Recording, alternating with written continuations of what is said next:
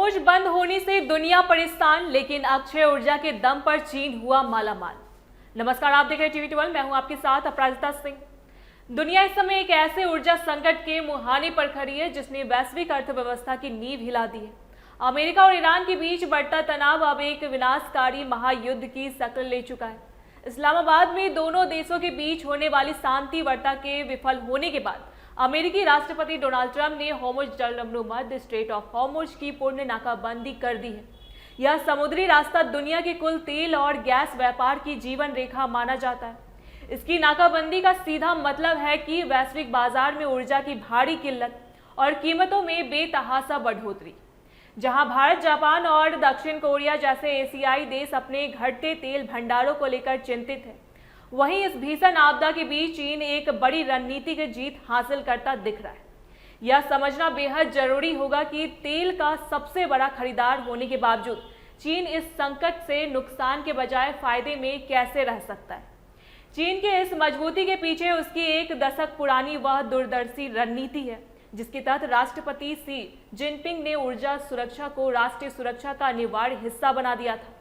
जब दुनिया का ध्यान केवल कच्चे तेल और गैस के कुओं पर था, तब चीन चुपचाप भविष्य की तकनीक यानी रिन्यूएबल ऊर्जा और अक्षय ऊर्जा पर काम कर रहा था। आज स्थिति यह है कि दुनिया की 70% इलेक्ट्रिक कारें ईवी चीन में बनती है और करीब 85% बैटरी सेल के उत्पादन पर चीन का एकाधिकार है।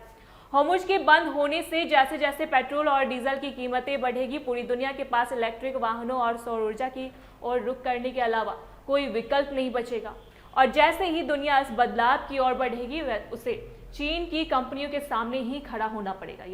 इस युद्ध ने वैश्विक बाजार में एक बड़ा बदलाव पैदा कर दिया है। चीन की दिग्गज कंपनियां जैसे इलेक्ट्रिक कार बनाने वाली BYD और दुनिया की सबसे बड़ी बैटरी निर्माता CATL इस समय सबसे मजबूत स्थिति में है।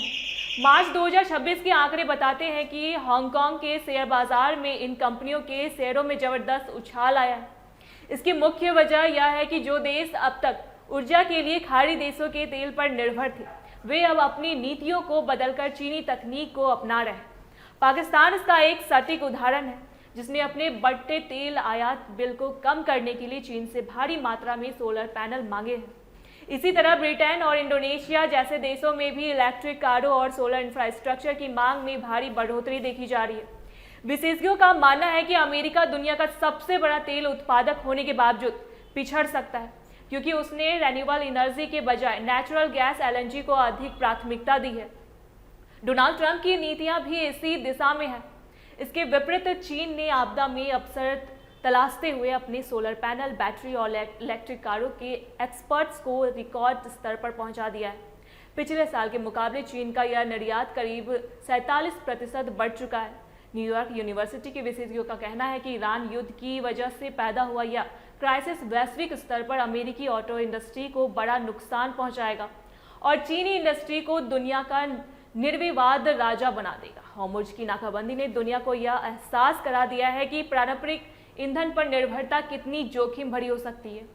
चीन ने अपनी दूरगामी सोच से खुद को एक ऐसी सुरक्षित जगह पर खड़ा कर दिया है जहां युद्ध की आग उसे जलाने के बजाय उसकी अर्थव्यवस्था को और अधिक ऊर्जा दे रही है। जैसे जैसे वैश्विक अनिश्चितता बढ़ेगी, चीन की क्लीन एनर्जी तकनीक का दबदबा पूरी दुनिया पर बढ़ता जाएगा।